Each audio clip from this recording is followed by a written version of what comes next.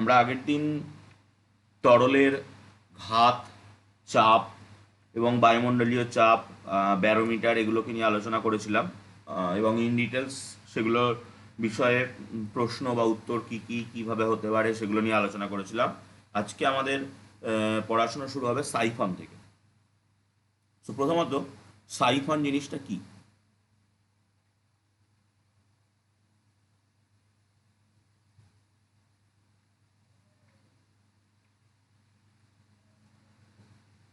যদি আমি সংজ্ঞাটা লিখতে চাই, তো প্রশ্নটা হলো সাইফন কি। সাইফন হলো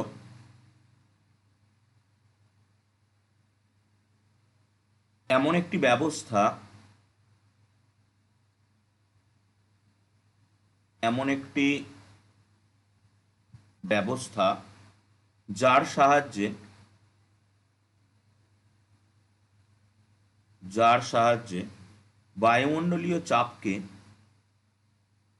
বায়ুমণ্ডলীয় চাপকে কাজে লাগিয়ে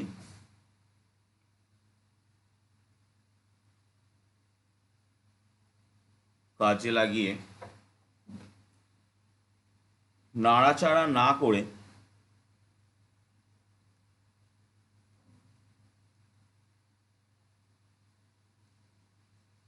নাড়াচাড়া না করে কোনো পাত্র থেকে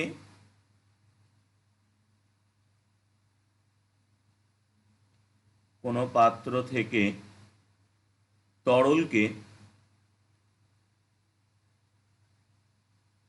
অপেক্ষাকৃত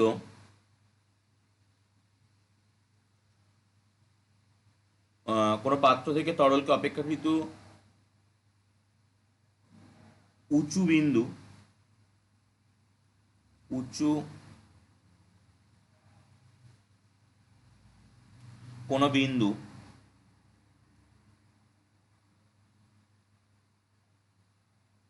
পেরিয়ে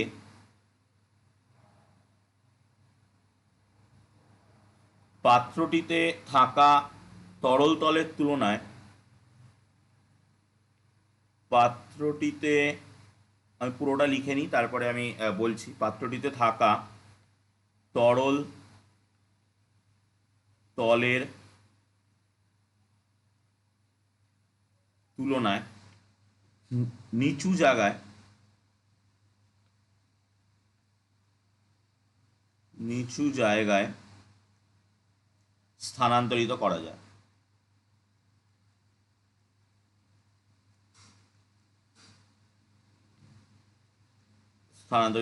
এই ব্যবস্থাটাকে সাইফন বলে। আমরা অধিকাংশ সময়ই যখন যে কেরোসিন তেল যে রেশন দোকান থেকে যখন দেয়, তখন আমরা সেখানে সাইফনের ব্যবহার দেখে রাখতে পারি। সো সাইফন হচ্ছে কি, কিছুই না, একটা এরকম কোনো একটা জায়গায় একটা পাত্র রাখা আছে, ধরছি এটা একটা পাত্র।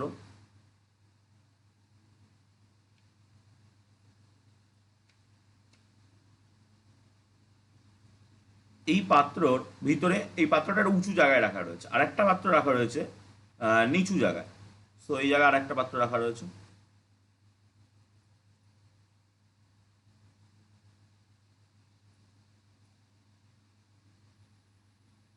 সো এই উঁচু পাত্রের ভিতরে কিছু তরল রয়েছে। ধরা যাক, সাপোজ উঁচু পাত্রটার ভিতরে, মানে আমরা যেটা তেল টেল আনতে গেলে দেখি, সেটা হচ্ছে এই উঁচু পাত্রটার ভিতরে বড় পাত্র হয় এটা একটা, এবং এই পাত্রের ভিতরে কেরোসিন তেল থাকে। সো অন্যান্য তেলের ক্ষেত্রেও একই কাজ করা হয়। সো এই পাত্রের ভিতর থেকে তেলটাকে আগে প্রথমে এই নিচের পাত্রটা নেওয়া হয়, নিয়ে সেই তেলটাকে ডিস্ট্রিবিউট করা হয়, বিতরণ করা হয়। সো তার জন্য কি করা হয়, একটা পাইপ নেওয়া হয়। সো আমরা আমি এখানে পুরোটা ব্যাখ্যা করছি একবারে। প্রথমত একটা পাইপ আমরা এই বড় পাত্রটা থেকে বা উঁচু পাত্রটা থেকে নেব।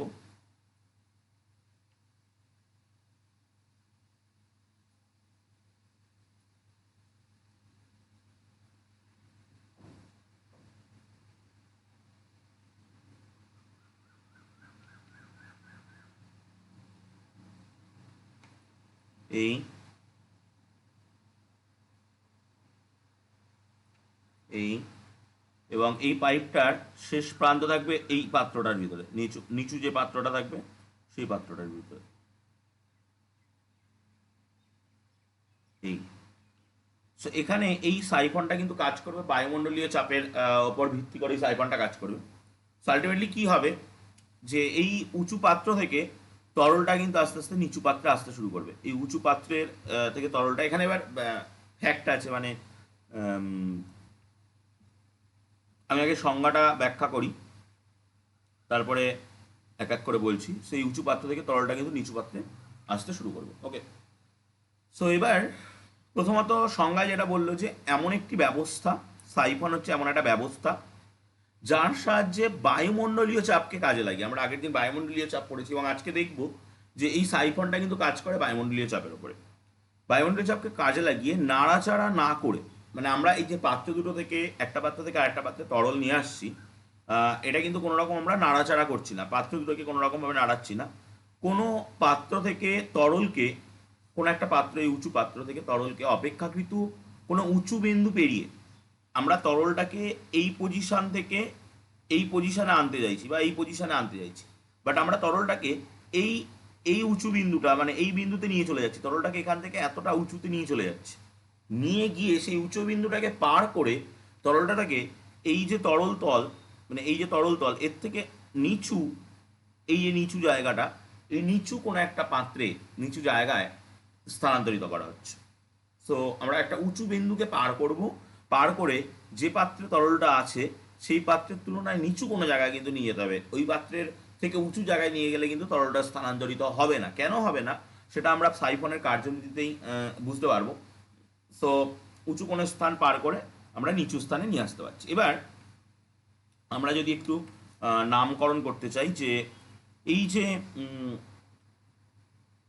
এই যে এখানে তরল তলটা রয়েছে, এই তরল তলটা এখানে একটু মার্ক করে নিই, এটা তরল তল আর এটা সাইফনের পাইপের উপরের তল, মানে উপরের পৃষ্ঠ এটা।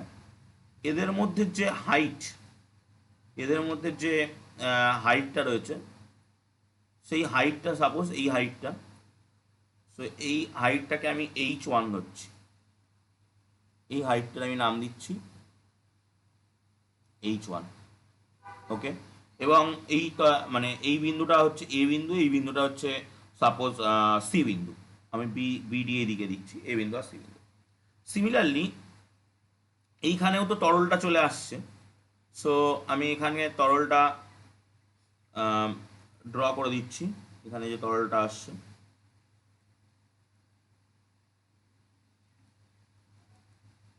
এই যে তরল তলটা, এই পাত্রটার ভিতরে তো তরল আসছে, তো এই তরল তলটাকে আমরা নাম দিচ্ছি, একটা কিছু নাম দিলাম বি। সো তার আগে এই তরলটাকে মার্ক করে নিই, এই হচ্ছে তরল তলটা এবং এই হচ্ছে এর যে পৃষ্ঠ, এই। সো আমরা এদের মধ্যবর্তী যে হাইট, সেই হাইটটাকে এখান থেকে মেজার করতে পারি, এই হচ্ছে হাইটটা। সো আমি যদি নাম দিই যে এই বিন্দুটা হচ্ছে বি বিন্দু এবং এই বিন্দুটা ডি বিন্দু, এই বি আর ডির মধ্যে যে হাইটটা রয়েছে, সেই হাইটটাকে যদি আমরা H2 নাম দিই, সেই হাইটটাকে যদি আমরা H2 নাম দিই, তাহলে এখন একটা জিনিস লক্ষ্য যদি আমরা করি, সি বিন্দু এবং ডি বিন্দু, মানে এই জায়গাটায় এই বিন্দুটা সি কে যদি ধরি এবং এই জায়গাটায় যদি বিন্দুটাকে ডি বিন্দুটা ধরি, এই সি বিন্দু আর ডি বিন্দু কিন্তু আমরা সমুদ্রপৃষ্ঠ থেকে ধরি, ভূপৃষ্ঠ থেকে ধরি, বা আমরা যে জায়গাটায় দাঁড়িয়ে আছি সেই জায়গার ভূপৃষ্ঠ থেকে ধরি, যে কোনো মানে রেসপেক্টে ধরলে সি বিন্দু আর ডি বিন্দু, যেহেতু এই সিডি পাইপটা অনুভূমিক পাইপ, তো সি বিন্দু আর ডি বিন্দুতে কিন্তু সমান বায়ুমণ্ডলীয় চাপ কাজ করছে। তো আমরা সি বিন্দু আর ডি বিন্দুতে যেহেতু সমান বায়ুমণ্ডলীয় চাপ কাজ করছে, সো আমরা সেই চাপটাকে ধরে নিচ্ছি, সেই চাপটা হচ্ছে সি বিন্দুতে যে চাপটা কাজ করছে সেটা, সি বিন্দু এবং ডি বিন্দুতে যে চাপটা কাজ করছে সেটার নাম আমরা একটা দিচ্ছি P0, বায়ুমণ্ডলীয় চাপটা। ওকে, সো এই জায়গায় বায়ুমণ্ডলীয় চাপ, যে চাপটা কাজ করছে সেটা হচ্ছে P0 এবং সিমিলারলি এই জায়গায় যে বায়ুমণ্ডলীয় চাপটা কাজ করছে সেটা হচ্ছে P0। এবার আমাদের দেখতে হবে এ বিন্দু আর বি বিন্দুতে কোথায় কতটা বায়ুমণ্ডলীয় চাপ কাজ করছে। ওকে, তো আমরা যদি তাই ধরি তাহলে সি বিন্দুতে যে এক সেকেন্ড, তাহলে আমরা যদি তাই ধরি বায়ুমণ্ডলীয় চাপ পি এবং এ তরল তল থেকে সি বিন্দুর উচ্চতা কত, এ তরল তল থেকে সি বিন্দুর উচ্চতা H1। তাহলে আমরা সি বিন্দুতে চাপ কত পাবো, সি বিন্দুতে চাপ, সি বিন্দুতে চাপ পাবো, সেটার আমি নাম দিচ্ছি পি সাফিক্সে সি। সেই সি বিন্দুতে চাপটা হবে, বায়ুমণ্ডলীয় চাপ তো রয়েইছে, বায়ুমণ্ডলীয় চাপ তো রয়েইছে P0 মাইনাস মাইনাস এই এই যে জলস্তম্ভটা আমার, বা এই যে তরল স্তম্ভটা, এই তরলটা তো এই পাইপ দিয়ে ঢুকছে, এই তরলটা তো এই পাইপ দিয়ে উঠছে, এই পাইপ দিয়ে উঠে উঠে এই যে তরল স্তম্ভটা, সেই তরল স্তম্ভের চাপের রাশিমালাটা আমরা আগের দিন দেখে এসেছি আগের ক্লাসে। সো সেই রাশিমালাটা কি ছিল, রাশিমালাটা ছিল H1 dg, H1 dg। So আমরা পেলাম সি বিন্দুতে যে চাপ, সেই চাপের রাশিমালাটা হচ্ছে P0। P0 হচ্ছে বায়ুমণ্ডলীয় চাপ, কোনটা কি আমি একটু লিখে দিতে চাইব। P0 কে আমরা বায়ুমণ্ডলীয়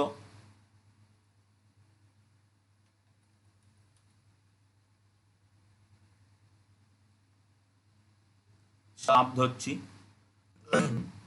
H1 তো আমরা দেখতেই পাচ্ছি যে এসি এর মধ্যে যে উচ্চতার ডিফারেন্সটা রয়েছে। ডি হচ্ছে যে তরলটাকে আমরা ট্রান্সফার করছি বা একটা স্থান থেকে আরেকটা স্থানে নিয়ে যাচ্ছি, সেই তরলের ঘনত্ব, সেই তরলের ঘনত্ব। আর জি হচ্ছে যে স্থানে আমরা এই কাজটা করছি সেই স্থানের অভিকর্ষ ত্বরণ। অভিকর্ষ ত্বরণ কিন্তু স্থান যদি চেঞ্জ হয়ে যায় তাহলে কিন্তু অভিকর্ষ ত্বরণের মানটাও চেঞ্জ হয়ে যাবে। সো এটা হচ্ছে অভিকর্ষজ ত্বরণ। ওকে, সো এখন আমরা সিমিলার স্টেপে ডি বিন্দুতে চাপটা বের করব। সো ডি বিন্দুতে চাপ হচ্ছে কি হবে, সেটাকে যদি আমি পি সাফিক্সের ডি নাম দিই, তো অ্যাটমসফিয়ারিক প্রেশার তো রয়েইছে, তার থেকে মানে অ্যাটমসফিয়ারিক প্রেশার তার থেকে বাদ যাচ্ছে কি না, বাদ যাচ্ছে এই যে আমাদের H2, এই যে উচ্চতার জলস্তম্ভটা রয়েছে, এই জলস্তম্ভ বা তরল স্তম্ভটা রয়েছে, এই পাইপের ভিতর দিয়ে তো পুরো তরলটা ট্রান্সফার হচ্ছে। সো পাইপটা পুরোটা তরলপূর্ণ, এই পাইপটা পুরোটা তরলপূর্ণ। সো পাইপটা যদি পুরোটা তরলপূর্ণ হয়, তা এই H2 উচ্চতার তরলপূর্ণ যে স্তম্ভটা, সেই স্তম্ভের একটা চাপ হবে। সেই চাপ আগের দিন আমরা ক্যালকুলেশন করার সূত্র পেয়ে গেছি, সূত্রটা হচ্ছে H2 dg। কেন, ডি হচ্ছে ওই তরলটাই ঘনত্ব, একই তরল আসছে, এবং জি হচ্ছে অভিকর্ষ ত্বরণ। সো একটা জিনিস আমাদের এখানে ক্লিয়ার, যে ছবি থেকেই ক্লিয়ার যে আমাদের কিন্তু H1 ছোট, H2 বড়। সো H1 ছোট, H2 বড় যখন, তখন আমরা এটা বলতে পারি যে H1 এর সঙ্গে যদি আমরা ডিজি গুণ করি তাহলে সেটাও ছোট হবে H2 এর সঙ্গে যদি আমরা ডিজি গুণ করি। ওকে, বাট ইনইকুয়ালিটি তোমরা ক্লাস 9-এ এখনো পর্যন্ত তোমরা করোনি সেইভাবে, যে অসমতাটা আগের সিলেবাস অনুযায়ী ক্লাস 10-এ ছিল, এখনকার সিলেবাস অনুযায়ী ক্লাস 11-এ নিয়ে যাওয়া হয়েছে। সো সেখানে দেখবে যখন আমরা কোনো দু সাইডে মাইনাস দিয়ে গুণ করে দিই, সো মাইনাস দিয়ে গুণ করে দিলে কিন্তু এইচ ডিজি মানে এই সাইনটার মুখটা চেঞ্জ হয়ে যাবে, মানে মাইনাস এইচ ডিজির মানটা বেশি হয়ে যাবে মাইনাস H2 ডিজির থেকে। ওকে, এবার যদি আমরা দুপাশে P0 যোগ করে দিই, তো P0 মাইনাস H1 ডিজি সেটা বেশি হয়ে যাবে P0 মাইনাস H2 ডিজি। মানে মেন কথা, যেখানে উচ্চতা কম সেই জায়গাটায় চাপটা কম হবে, যেখানে উচ্চতাটা বেশি সেখানে অবশ্যই তরল স্তম্ভের উচ্চতা বেশি, মানে সেখানে তো যেখানে উচ্চতাটা বেশি সেই জায়গাটায় কিন্তু চাপটা কম হবে। আমি উল্টো বললাম, রেসিপ্রোকাল হয়ে যাচ্ছে। মানে উচ্চতার H2টা বেশি, যেহেতু বায়ুমণ্ডলীয় চাপ থেকে আমরা বাদ দিচ্ছি টোটাল জিনিসটাকে, সো ওই জায়গায় কিন্তু চাপটা আমাদের কি হবে না, বায়ুমণ্ডলীয় চাপ বাদে বাকি যে চাপের ডিফারেন্স, সেই ডিফারেন্সটা কিন্তু এই নিচু জায়গাটায় কম হবে। সো আমরা এই লাইনটা থেকে কি বলতে পারি, এই যে লাস্ট লাইনটা পেলাম, এই লাইনটা P zero minus H1 DG, এটার নাম ছিল পিসি, এটা ছোট। P0 - H2 DG, এটার নাম ছিল পিডি, এটা বড়।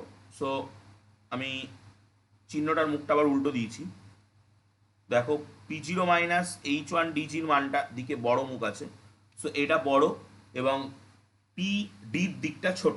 সো তার মানে পি বিন্দুতে চাপটা বেশি, ডি বিন্দুতে চাপটা কম। তার মানে সরি, সি বিন্দুতে চাপটা বেশি, ডি বিন্দুতে চাপটা কম। তার মানে আমরা যদি একটু লিখি যে এই যে আমাদের সি বিন্দু, এই সি বিন্দুতে কিন্তু উচ্চ চাপ রয়েছে, সি বিন্দুতে কিন্তু উচ্চ চাপ রয়েছে, এবং এই ডি বিন্দুতে কিন্তু নিম্ন চাপ রয়েছে। মানে অরিজিনালি আমরা এটা ওই বিন্দুগুলোর রেসপেক্টে যদি না করে আরো বেটার দেখতে চাই, সো আমরা বলবো হচ্ছে এই বিন্দুগুলোর রেসপেক্টে, এই এ বিন্দু বা এই বি বিন্দু, এদের রেসপেক্টে যদি দেখতে চাই, তাহলে যদি এ বিন্দুতে উচ্চচাপ এবং বি বিন্দুতে নিম্নচাপ বর্তমান থাকে, তাহলে আমরা কি বলতে পারি যে আমাদের সাইফন দিয়ে, যে সাইফনটা আমরা এঁকেছি, সেই সাইফন দিয়ে তরলটা এ থেকে, সেই বিন্দু দিয়ে তরলটা এ থেকে, আমি কালারটা একটু চেঞ্জ করে নিই তাহলে লেখাটা বুঝতে সুবিধা হবে, এ থেকে বি সি হয়ে ডি হয়ে ডিতে অগ্রসর হবে। কারণ আমরা জানি তরল বা কোনো একটা লিকুইড বা কোনো একটা গ্যাস, মানে এক কথায় আমরা যাকে আমরা আগের দিন ফ্লুইড বলে পড়ে এসেছিলাম, সেই ফ্লুইড বা প্রবাহী, সেটা উচ্চচাপযুক্ত স্থান থেকে নিম্নচাপযুক্ত স্থানের দিকে প্রবাহিত হয়। সো এই যে এবার এখানে অটোমেটিক্যালি কিন্তু তরলটা প্রবাহিত হবে না, প্রথম কথা হচ্ছে যে আমাদেরকে ইনিশিয়ালে যেটা করতে হবে সেটা হচ্ছে এই সাইফন নলটাকে টোটালি ওই তরল দিয়ে ভর্তি করতে হবে, যে তরলটা আমরা প্রবাহ করতে চাইছি এ থেকে বির দিকে। সো তারপরে আমরা কি করব, একটা মাথা, দু মাথাটাকে আঙুল দিয়ে চেপে ধরে একটা মাথাকে আমরা এ পাত্রের ভিতরে বা উঁচু পাত্রটার ভিতরে ডুবিয়ে দেবো, আর একটা মাথাকে বি পাত্রের ভিতরে ছেড়ে রেখে দেবো বা নিচু পাত্রটার ভিতরে ছেড়ে রেখে দেবো। এবার কি হবে, যেই মুহূর্তে এই এই যে আমাদের নিচু পাত্রটা রয়েছে, এই নিচু পাত্র থেকে কিছু পরিমাণ তরল বা নিচুর যে আমাদের অংশটা রয়েছে পাইপের, ওই পাইপের অংশ থেকে কিছু পরিমাণ তরল নিচু পাত্রের মধ্যে পড়বে, সেই একটা শূন্যতার সৃষ্টি হবে। সেই শূন্যতাকে পূরণ করার জন্য এই এ পাত্র থেকে তরল বায়ুমণ্ডলীয় চাপের জন্য, এই সব জায়গায় তো বায়ুমণ্ডলীয় চাপ করছে, এই চাপ ক্রিয়া করছে, এই এই যে মুক্ত পৃষ্ঠ, এই মুক্ত পৃষ্ঠের পরে একটা বায়ুমণ্ডলীয় চাপ ক্রিয়া করছে, বাট এখানেও কিন্তু বায়ুমণ্ডলীয় চাপ ক্রিয়া করছে। ওকে, সো সেই কথাটা আমরা এই মুহূর্তে মানে ধরছি না, কারণ সেই ক্যালকুলেশনগুলো আমরা ধরে নিয়েছি। আলটিমেটলি P0 দু জায়গায় নিয়েছি, মানে কিন্তু দুটো পাত্রের মুক্ত তরল পৃষ্ঠের উপরে যে বায়ুমণ্ডলীয় চাপ ক্রিয়া করছে, সেই কাজটা কিন্তু আমরা ধরে নিয়েছি। ওকে, সো আমরা যেই এইখানে একটা শূন্যতার সৃষ্টি হবে, সেই শূন্যতাকে পূরণ করার জন্য কিন্তু উঁচু পাত্রের ভিতরে থাকা তরল ছুটে চলে আসবে এই শূন্যতাকে পূরণ করার জন্য। তাহলে কি হবে, একটা কন্টিনিউয়াস ফ্লো, একটা মানে অনবরত প্রবাহ আমরা এ পাত্র থেকে বি পাত্র বা উঁচু পাত্র থেকে নিচু পাত্র যাই বলি, বা এ সি ডি বি পথে পাবো। সো আমাদের কিন্তু তরলটা একটা পাত্র থেকে আরেকটা পাত্রে স্থানান্তরিত হবে। সো এরকম এখান থেকে আমি যেটুকুনি আলোচনা করলাম, সেখান থেকে কি কি প্রশ্ন হতে পারে, যে এক নম্বর সাইফন কি, সাইফনের গঠন নীতি বা গঠন দেয় না সাধারণত, সো তোমরা তবুও বই থেকে রিডিং করে রাখতে পারো। আর কি হতে পারে, সাইফনের কার্যপ্রণালী, আমি সাইফন কিভাবে ক্রিয়া করে, সাইফনের ক্রিয়ার ব্যাখ্যা, সাইফনের কার্য পদ্ধতি, বিভিন্ন রকমভাবে প্রশ্ন দিতে পারে। সো আমি এই যে ব্যাখ্যাটা করলাম যে কিভাবে বায়ুমণ্ডলীয় চাপ একটা উঁচু জায়গা থেকে জলকে আরও উঁচু জায়গা পেরিয়ে একটা নিচু জায়গায় নিয়ে যাচ্ছে, সেই ব্যাখ্যাটাই কিন্তু সাইফনের কার্যনীতি বা ক্রিয়া পদ্ধতি বা ক্রিয়ার ব্যাখ্যা যাই হোক।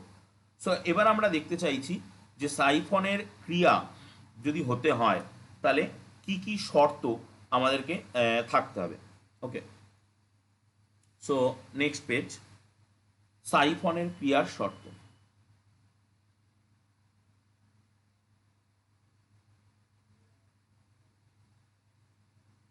সাইফনের ক্রিয়ার শর্ত। সাইফন কি কি শর্ত আমরা যদি মেনে চলি তাহলেই সাইফন কাজ করবে। শর্ত নাম্বার 1, যে তরলকে স্থানান্তরিত করতে হবে,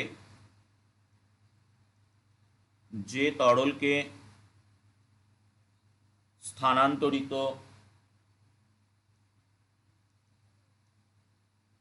করতে হবে নলকে সেই তরল দিয়ে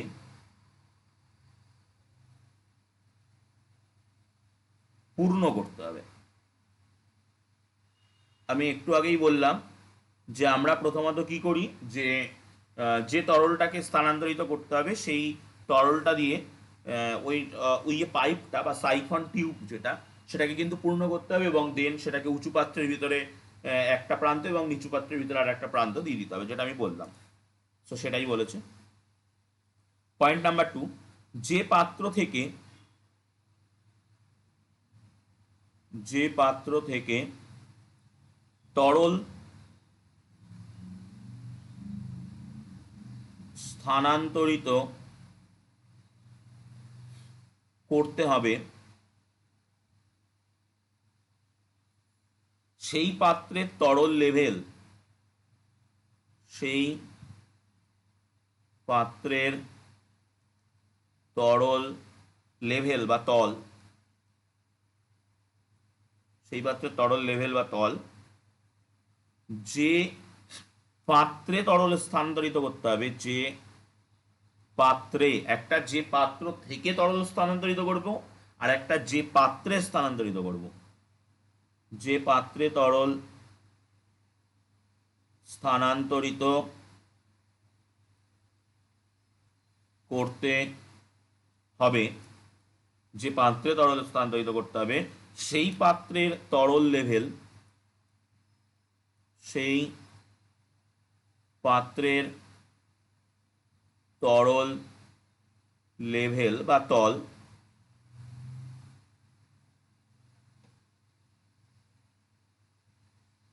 লেভেল বা তল, লেভেলের থেকে উঁচুতে রাখতে হবে, উঁচুতে রাখতে হবে। মানে আমরা যে পাত্রটা থেকে তরলকে অন্য পাত্রে নিয়ে যাব, যে পাত্রটা খালি করতে চাইছি সেই পাত্রকে উঁচুতে রাখতে হবে, আর যে পাত্রটায় তরল আমরা আনতে চাইছি সেই পাত্রটাকে নিচুতে রাখতে হবে। যদি বাই চান্স উল্টোটা হয়ে যায় তাহলে কিন্তু ট্রান্সফারটা হবে না। কি কারণে হবে না? যেই আমরা উঁচুতে কোনো, যে পাত্রে আমরা তরলটা নিয়ে যাই সেই পাত্রটাকে যদি উঁচুতে নিয়ে যাই তাহলে বায়ুমণ্ডলীয় চাপের তারতম্য উল্টো হয়ে যাবে। যে তারতম্যের জন্য সাইফনটা কাজ করছিল সেই তারতম্যটা কিন্তু, মানে ওই যে H1 - H2 যে বায়ুমণ্ডলীয় চাপের ডিফারেন্স, ওই ডিফারেন্সের জন্যই কিন্তু সাইফনটা কাজ করছিল। সো ওই ডিফারেন্সটা কিন্তু তখন উল্টো হয়ে যাবে, মানে পাত্রটা যেহেতু উঁচুতে চলে যাচ্ছে, সো ওখানে ডিফারেন্সটার গল্পটা, অরিজিনালি যে গল্পটা আমরা দেখে আসলাম তার ঠিক উল্টো হয়ে যাবে। তো সেক্ষেত্রে কিন্তু আর তরল ট্রান্সফার হবে না, তরল ট্রান্সফারটা হবে না। পয়েন্ট নাম্বার 3, সাইফনের ক্রিয়ায়, সাইফনের সাইফনের ক্রিয়ায় বায়ুমণ্ডলীয় চাপের, বায়ুমণ্ডলীয় চাপের জন্য নল বেয়ে জল, নল বেয়ে জল ওপরে ওঠে, ওপরে ওঠে এবং মানে আলটিমেট কথা হচ্ছে একটা পাত্র থেকে অন্য পাত্রে যায়। তাই সাইফনের ক্রিয়া, তাই সাইফনের ক্রিয়া অব্যাহত রাখতে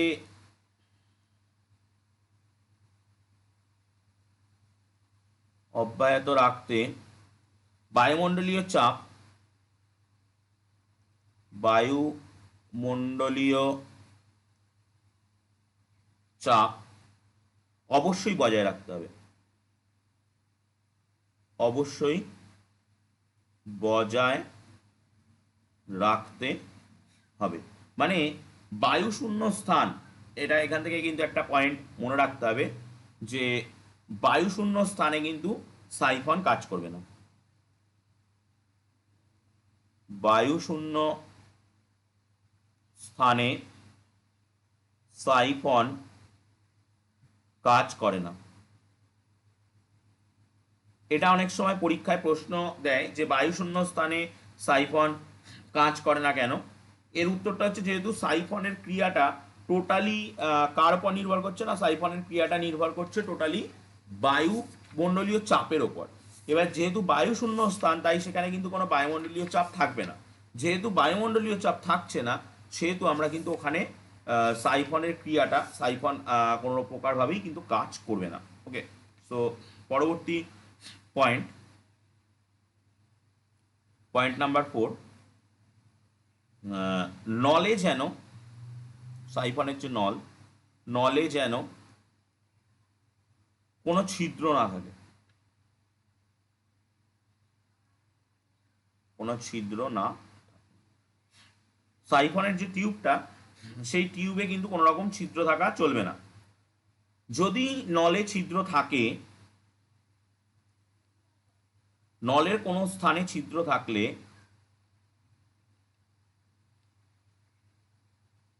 নলের কোনো স্থানে ছিদ্র থাকলে সেই স্থানে তরল, সেই স্থানে তরলের ওপর বায়ুমণ্ডলীয় চাপ ক্রিয়া করে।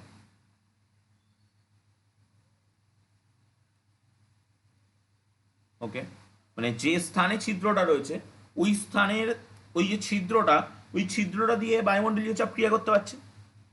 ছিদ্রের অবস্থানের ওপর,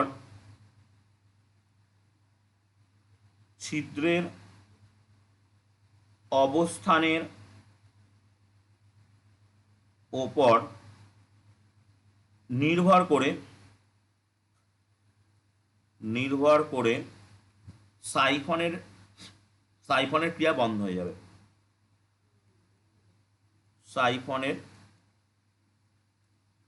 ক্রিয়া বন্ধ হয়ে যাবে। কারণ ছিদ্রটা যদি মানে নিচের যে তরল তলটা, মানে যদি আমি একটি ছবি এঁকে বলতে চাই, সো এই একটা, এই একটা, এখান থেকে এই পাইপটা এসছিল। এবার ছিদ্রটা দেখা গেল এমন একটা জায়গায় রয়েছে, মানে এটা তো একটা উঁচু জায়গাকে ঘুরবে এই পাইপটা, সো এরম ছিদ্রটা দেখা গেল সাপোজ এই জায়গাটায় ছিদ্রটা রয়েছে। সো সেক্ষেত্রে কিন্তু তরলটা ওই যেহেতু ওই ছিদ্র দিয়ে এখান থেকে অ্যাটমসফিয়ারিক প্রেশারটা কাজ করে যাবে, এখানে অ্যাটমসফিয়ারিক প্রেশার কাজ করছে, এখানে অ্যাটমসফিয়ারিক প্রেশার কাজ করছে। সো এদের দুজনের ডিফারেন্স কিন্তু সেক্ষেত্রে কাজ করবে H1H2 হিসাবে। সো সাইফন কিন্তু আর কাজ করবে না। সো এখান থেকে যে প্রশ্নটা আসতে পারে সেটা হচ্ছে সাইফনের ক্রিয়ার শর্ত। সাইফন বায়ুশূন্য স্থানে কাজ করে না কেন? সাইফন টিউবে যদি ছিদ্র থাকে তাহলে সাইফন কাজ করে না কেন? ওকে, সো তোমরা এগুলো কপি করে নাও, আমি বলছি।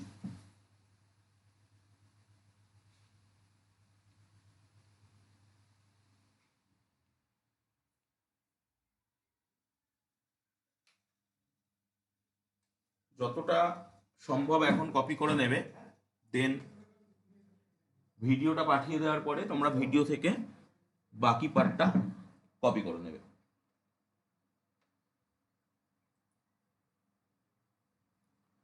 সো এবার আমরা সাইফনের ব্যবহার আমরা এখনো জানিনি। সাইফনের ব্যবহারে যাব এবার আমরা।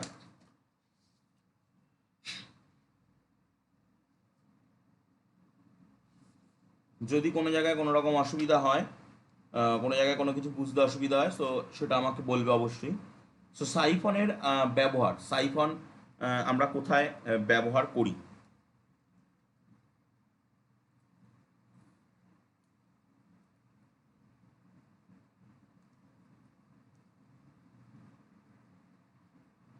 সাইফনের ব্যবহার,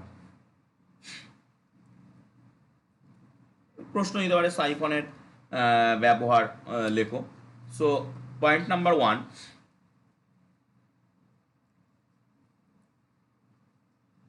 কোনো পাত্রকে নাড়াচাড়া, কোনো পাত্রকে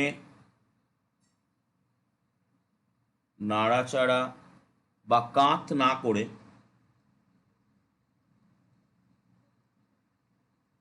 কাত না করে ওই পাত্র থেকে, ওই পাত্র থেকে অন্য পাত্রে তরল স্থানান্তর করতে,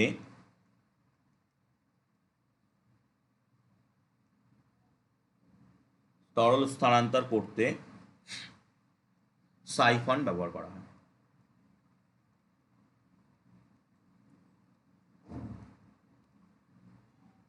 যেটা আমরা রেশনের যে তেল দেওয়ার সময় এটা কিন্তু এই ব্যবহারটা আমরা দেখে থাকি। ওকে, 2 নম্বর, পয়েন্ট নাম্বার 2, শৌচাগার পরিষ্কার করতে,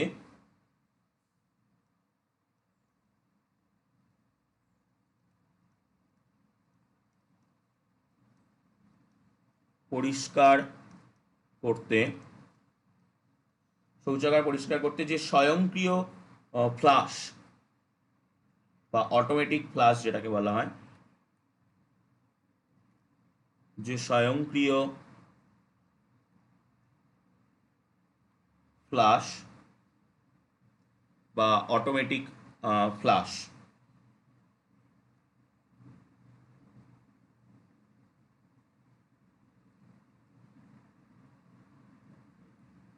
ব্যবহার করা হয়,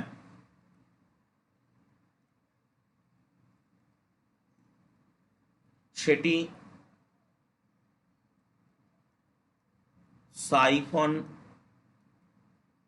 ফনের নীতি অনুযায়ী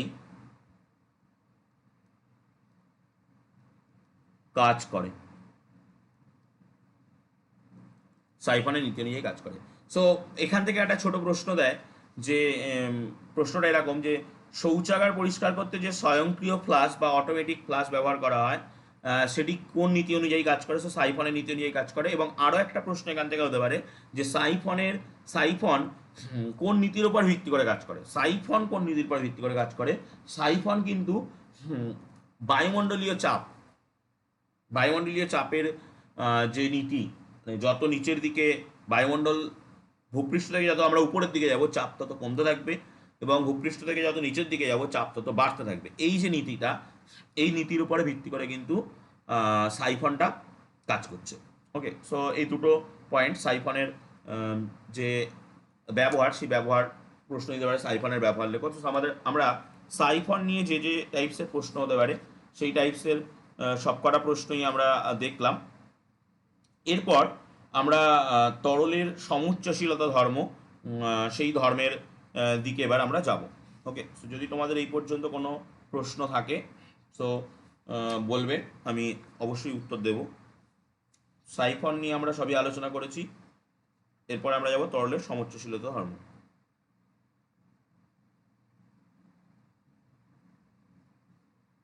সো প্রশ্নর আমি আগে বলে নিই যে তরলের সমুচ্চশীলতা ধর্ম বলতে কি বুঝি। সো হেডিং করছি তরলের সমুচ্চশীলতা ধর্ম।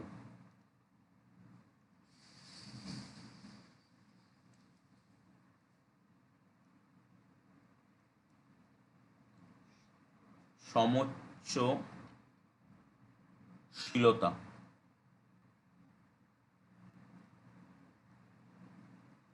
ধর্ম। আচ্ছা, আমি প্রথমে এর সংজ্ঞাটা বা এর ডেফিনেশনটা লিখছি, তারপরে আমি ব্যাপারটা বোঝানোর চেষ্টা করছি যে বিভিন্ন আকারের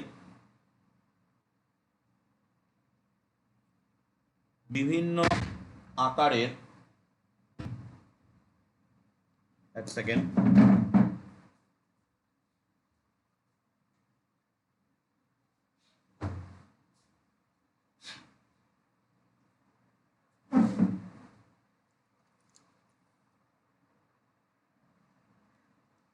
বিভিন্ন আকারের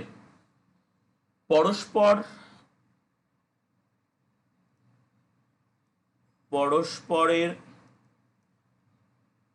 সঙ্গে যুক্ত কতকগুলি পাত্রে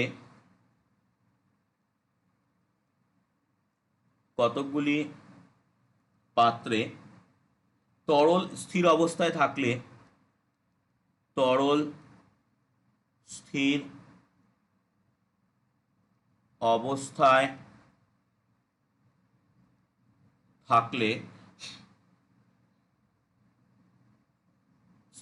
থাকলে তরলের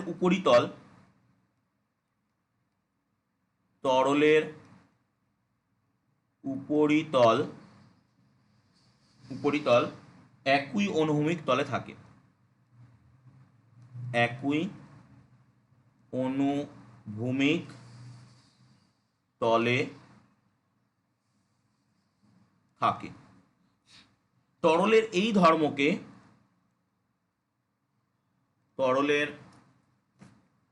এই ধর্মকে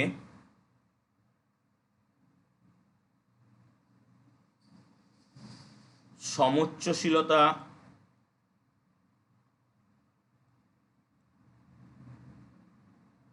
ধর্ম বলে। তরলের এই ধর্মটাকে সমোচ্চশীলতা ধর্ম বলে। সো ব্যাপারটা কি ফ্যাক্টটা ঘটে, সো আমরা যদি দেখতে চাই, সো আমরা এরকম একটা কন্টেনার নিচ্ছি, যে কন্টেনারটার এরকম একটা টিউব মতো রয়েছে। আচ্ছা, এর পরবর্তী একটা এরকম কোনো একটা কন্টেনার রয়েছে, এবং এদের নিচের যে পার্টটা, এই পার্টগুলো কিন্তু সব জোড়া। এবং এরকম কোনো একটা কন্টেনার রয়েছে, সাপোজ এদের নিচের পার্টগুলো কিন্তু সব জোড়া। ওকে, তো আমাকে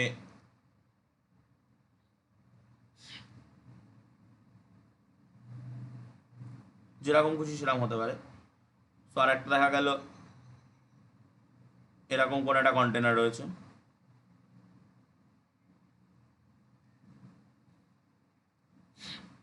এই যে কন্টেনারটা, এই কন্টেনারটার প্রত্যেকটার কিন্তু নিচের পার্টটা জোড়া। আমি যে কোনো রকম আকৃতির কন্টেনার নিতে পারি, ওকে, বাট নিচের পার্টটা জোড়া হতে হবে।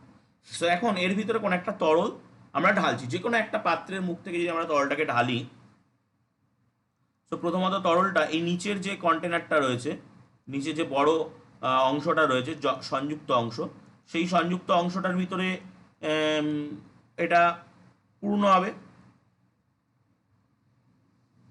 এই অংশটা পূর্ণ হবে। এরপরে প্রত্যেকটা পাইপের ভিতরে যখন তরলটা ঢুকবে, প্রত্যেকটা হাইট কিন্তু সেম হবে।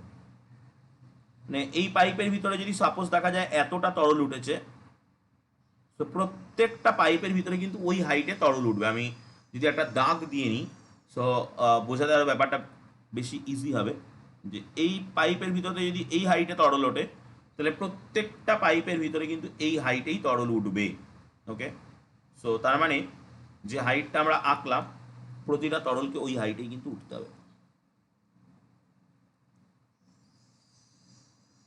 কোনো একটা পাইপে যদি দেখা যায় যে ওর থেকে বেশি তরল উঠেছে, সো বাকি পাইপগুলোতেও কিন্তু ওর থেকে ওই ওই যতটা তরল এক্সট্রা উঠবে, ততটা তরল কিন্তু বাকি পাইপগুলোর প্রত্যেকটার ভিতরেই উঠে যাবে। এই যে ধর্মটা, এই ধর্মটাকে বলা হয় তরলের সমোচ্চশীলতা ধর্ম। এটা যে কোনো তরলের ক্ষেত্রে দেখা যায়। এবং এটা মানে তোমরা যদি যখন উঁচু ক্লাসে ইউটিউব বলে একটা জিনিস আছে। ইউটিউব মানে আমরা যে ইউটিউবে ভিডিও দেখি সেই ইউটিউব না, ইউ আকৃতির টিউব। সেটাকে নিয়ে অনেক রকমের উম, অঙ্ক, অনেক রকমের থিওরি, অনেক কিছু আছে। সো এই ইউটিউবের ইউ আকৃতির যে টিউব, সেই টিউবের আহ, অনেক অঙ্ক করার সময় এই সমচ্চাশীলতা ধর্ম এগুলোকে ব্যবহার করা হয়, করে আমরা 11 এবং 11-এর অনেক অঙ্ক আমরা কিন্তু করি। সো সেগুলো তোমরা 11-এ উঠলে জানতে পারবে।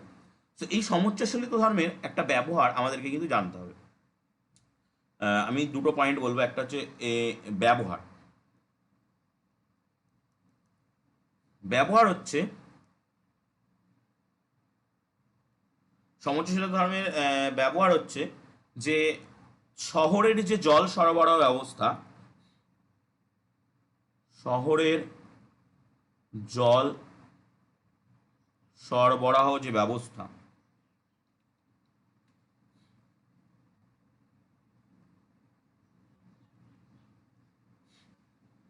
সেই শহরের জল সরবরাহ ব্যবস্থায় কিন্তু আমরা আমাদের এই মানে জলের সমচ্চাশীলতা ধর্মকে ব্যবহার করে থাকি। ওকে, তরল মানে এখানে তরলটা জল, তো জলের সমচ্চাশীলতা ধর্মকে আমরা ব্যবহার করে থাকছি। সেখানে আমরা দেখে থাকি যে শহরের যে জল সরবরাহ ব্যবস্থা, সেই জল সরবরাহ ব্যবস্থায় যে ট্যাঙ্ক, জলের যে ট্যাঙ্ক, সেই ট্যাঙ্কটা, বা বাড়ির যে জল সরবরাহ ব্যবস্থা, বা আমাদের বাড়িতে যে পাইপ লাইন, সো সেটাও একই হবে। বাড়ির জল সরবরাহ ব্যবস্থা, সেটার ক্ষেত্রেও একই হবে। এই এই দুটো ক্ষেত্রেই কিন্তু আমরা তরলের মানে এখানে জলের সমচ্চাশীলতা ধর্মকে ব্যবহার করছি। ওকে, সো এক্ষেত্রে কি করা হয়, বাড়ির জল সরবরাহ ব্যবস্থা দেখা হোক বা শহরের জল সরবরাহ ব্যবস্থা দেখা হোক, যে কোনো জায়গার জল সরবরাহ ব্যবস্থায় কিন্তু যে যে জায়গা থেকে জলটা সরবরাহিত হবে বা ট্যাঙ্ক, সেই ট্যাঙ্কটাকে কিন্তু সব থেকে উঁচুতে রাখা হয়। যদি পাঁচতলা কোনো একটা বাড়ি হয়, সো পাঁচতলা বাড়ির ক্ষেত্রে কিন্তু আমরা পাঁচতলার ছাদের উপরেই ট্যাঙ্কটাকে রাখবো, কখনো চারতলায় কোনো জায়গায় ট্যাঙ্কটাকে রাখবো না। যদি চারতলায় কোনো জায়গায় ট্যাঙ্কটাকে রাখি, তাহলে কিন্তু আমরা পাঁচতলায় জল পাবো না, পাঁচতলায় কিন্তু আমরা জল পাবো না। কারণ সেখানে ওই যেহেতু জলের সোর্সটা নিচুতে থাকছে, সো জলটা কিন্তু অ্যাটমোস্ট অত যে যে জায়গাটায় জলের সোর্সটা আছে ততটা পর্যন্ত কিন্তু জলটা উঠতে পারবে। সো সেইটাই যেটা আমি বলছিলাম, যে আমরা সব থেকে উঁচু জায়গাটায় আমাদের জলের ট্যাঙ্কটাকে বসাবো, যাতে জল অতটা পর্যন্ত হাইটে উঠতে পারে। সো নিচুর মানে পাঁচতলার ছাদে যদি আমরা মানে ট্যাঙ্কটাকে রাখি, বাড়ির সর্বোচ্চ ছাদ যেটা, সেই ছাদে যদি ট্যাঙ্কটাকে রাখি, তো বাড়ির সমস্ত জায়গায় কিন্তু আমরা জল পাবো, বাড়ির সমস্ত জায়গায় কিন্তু জল পাবো। এবং সেই কারণের জন্যই এই বাড়ির একদম ছাদের উপরে ট্যাঙ্কটাকে রাখা হয়, 1 নম্বর। আর 2 নম্বর, এখানে কিন্তু আমরা তরলের সমচ্চাশীলতা ধর্ম ব্যবহার করে থাকি। আরেকটা প্রশ্ন, মানে এটা সাধারণত ভূগোলের প্রশ্ন, এটাও তরলের সমচ্চাশীলতা ধর্মের একটা ব্যবহারিক প্রাকৃতিক নিদর্শন। তরলের সমচ্চাশীলতা ধর্মের একটা প্রাকৃতিক নিদর্শন হচ্ছে আর্টিজিও কূপ। আর্টিজিও কূপের নাম তোমরা হয়তো ভূগোল বইয়ে পড়ে থাকতে পারো। এটা প্রাকৃতিক একটা কূপ। এক্ষেত্রে মানে শিলাস্তর এমনভাবে বিন্যস্ত থাকে যে তরল ওখানে মানে ওখানে ওই কূপটার ভিতরে অটোমেটিক্যালি উঠতে থাকে। সো যতটা শিলাস্তরের গঠন বিন্যাস, এটা আমাদের এই ভৌত বিজ্ঞানের সিলেবাস এই মুহূর্তে নেই, তো আমি সেখানে ছবি এঁকে আর ইন ডিটেলস ব্যাখ্যা করছি না। এইটুকুনি মনে রাখো, ওটা ভূগোলে তোমরা পড়বে, বা ওখানে গঠনটা কেমন হয় সেখানেও তোমরা দেখতে পাবে, যে আলটিমেটলি আমরা যেটা পাই সেটা হচ্ছে যে ওখানে যেটা হয় সেটা হচ্ছে যে পার্শ্ববর্তী স্থানে, পার্শ্ববর্তী জায়গার তরলটা যে পজিশনে থাকে, মধ্যবর্তী কোনো একটা জায়গায় যদি শিলাস্তরটা নিচে নেমে যায়, সো সেখানে তরলটা কিন্তু সেই পজিশনে উঠে আসার চেষ্টা করে। সো এই যে সেই একই তরলের সমচ্চাশীলতা ধর্ম, সেই সমচ্চাশীলতা ধর্মের উপরেই কিন্তু মানে সমচ্চাশীলতা ধর্মের উপরেই আর্টিজিও কিউবটা কিন্তু আমাদের একটা প্রাকৃতিক নিদর্শন। সো প্রশ্ন আসতে পারে, তরলের সমচ্চাশীলতা ধর্ম কাকে বলে, ব্যাখ্যা করতে দিতে পারে, তরলের সমচ্চাশীলতা ধর্মের একটা ব্যবহারিক প্রয়োগ লিখতে দিতে পারে। তরলের সমচ্চাশীলতা ধর্মের ব্যবহারিক প্রয়োগ আমরা কি লিখবো, শহরের জল সরবরাহ ব্যবস্থা, বাড়ির জল সরবরাহ ব্যবস্থা।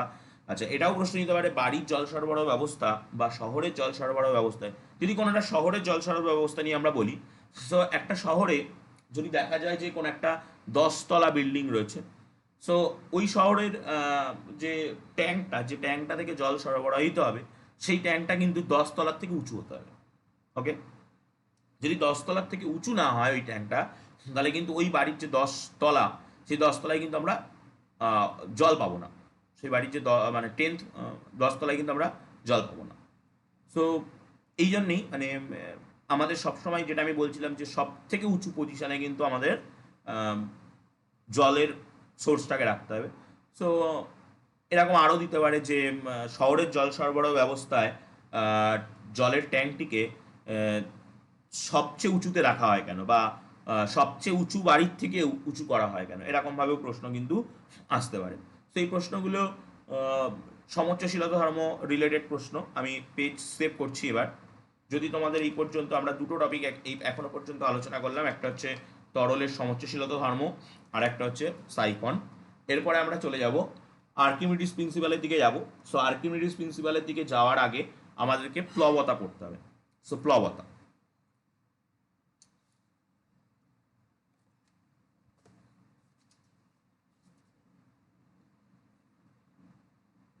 এবার আমরা পড়বো প্লবতা।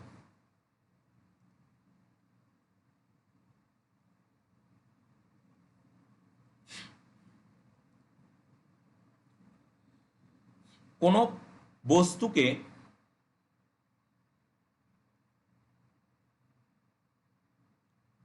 তরল বা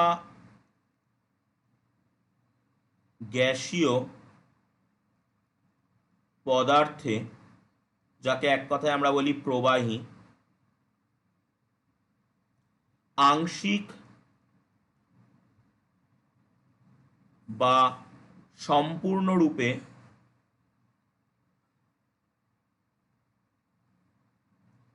নিমজ্জিত করা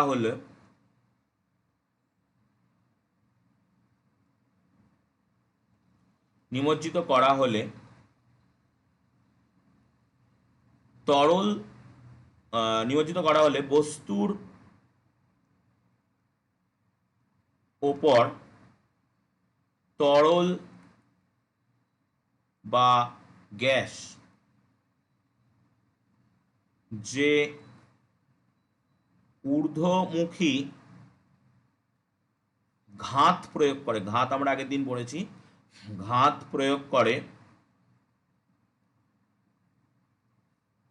তাকে প্লবতা বলে। সো তার মানে কিন্তু প্লবতা মানে ঘাত। প্লবতা আর ঘাত দুটো জিনিস কিন্তু একই হচ্ছে। ওকে, সো প্লবতা আর ঘাতের মধ্যে কিন্তু কোনো পার্থক্য আমাদের থাকছে না। সো তাহলে 1 নম্বর কথা, আমি রাশিমালাটা পরবর্তীতে নির্ণয় করছি যে এদের রাশিমালাটা কি হয়। সো আমরা যদি তার আগে একক দেখি, একক। সো ঘাত মানে কি? এক প্রকারের বল। সো সেক্ষেত্রে এর সিজিএস একক এবং এসআই একক যে দুটো আমরা পাবো, ঘাতের এককের সঙ্গে সমান হবে। সো প্লবতাও কিন্তু এক প্রকারের বল, প্লবতা বল আমরা বলে থাকি। সো আমরা সিজিএস একক বলে, সিজিএস একক কি? ডাইন। এবং এসআই একক কি? নিউটন। সো সেইগুলোই কিন্তু পাবো। এটা কিন্তু ডাইন আর এটা কিন্তু নিউটন। ওকে, সো এদের মধ্যে যদি আমরা সম্পর্কটা আলোচনা করতে যাই, এই সম্পর্ক আমরা আগেও পড়েছি। সো সম্পর্কটা হচ্ছে 1 নিউটন সমান সমান 10⁵ ডাইন। এবং আমরা যদি এর মাত্রা নির্ণয় করতে যাই প্লবতার, সো সেটা বলের মাত্রা বা ঘাতের মাত্রার সঙ্গে কিন্তু সমান হয়ে যাবে। সো মাত্রা আমরা জানি mL⁻²।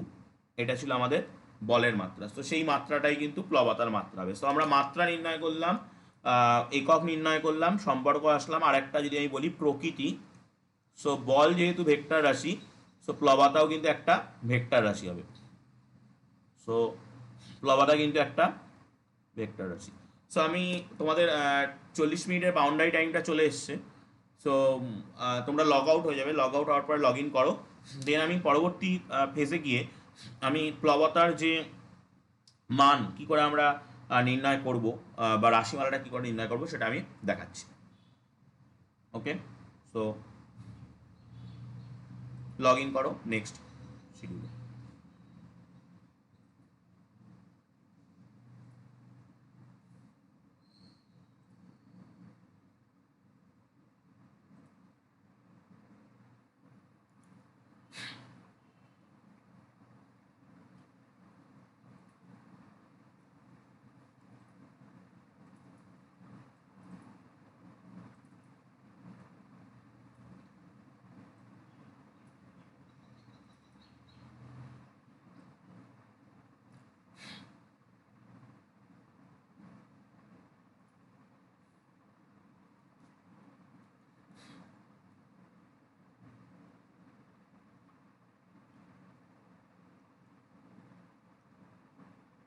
সো আমরা এবার যেটা করব যে কোন একটা প্লবতার রাশিমালা বের করব। প্লবতার রাশিমালা, এই রাশিমালাটা তোমাদের সেইভাবে সিলেবাসে নেই কিন্তু, ওকে। প্লবতার রাশিমালাটা সেইভাবে সিলেবাসে নেই, তবু আমি বলে রাখছি জাস্ট, কারণ এই রাশিমালাটার লাস্ট জায়গা, মানে যে রাশিমালাটা বেরোবে, মানে রাশিমালাটা বলেও আমি সেই কাজগুলো করতে পারতাম, বাট আমি রাশিমালাটা স্টাবলিশ করে দিচ্ছি একবারে। সো যেটা বলতে চাইছিলাম যে রাশিমালাটা থেকে কিন্তু অনেকগুলো ডিডাকশন, অনেকগুলো ছোট ছোট পার্ট, প্লবতা কী কী বিষয়ের উপর নির্ভর করে, কেমন করে নির্ভর করে, সেগুলো আমরা দেখব। সেই জন্য আমি রাশিমালাটা মেনলি বের করছি। সো আমরা অরিজিনালি যেটা করব সেটা হচ্ছে তরলে নিমজ্জিত বস্তুর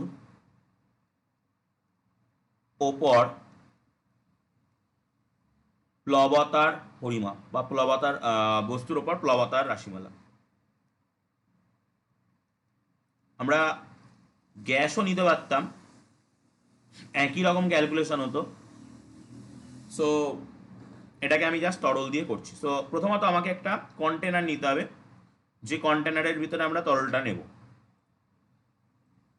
তো এই হচ্ছে, আমি একটু বড় করে নিচ্ছি কন্টেনারটা, এই হচ্ছে আমাদের সেই কন্টেনারটা, যে কন্টেনারটার ভিতরে তরলটা রয়েছে। এবার এই তরলের ভিতরে একটা ঘনক, এই তরলের ভিতরে একটা ঘনক রাখা রয়েছে, এটা হচ্ছে সেই ঘনকটা।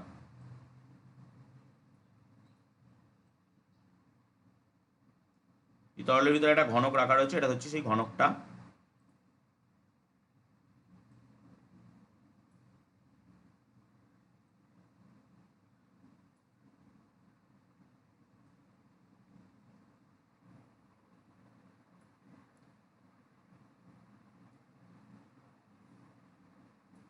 ওকে, সো এখন তরল রয়েছে পাত্রের ভিতরে, এবং সেই তার ভিতরেই ঘনকটা রয়েছে।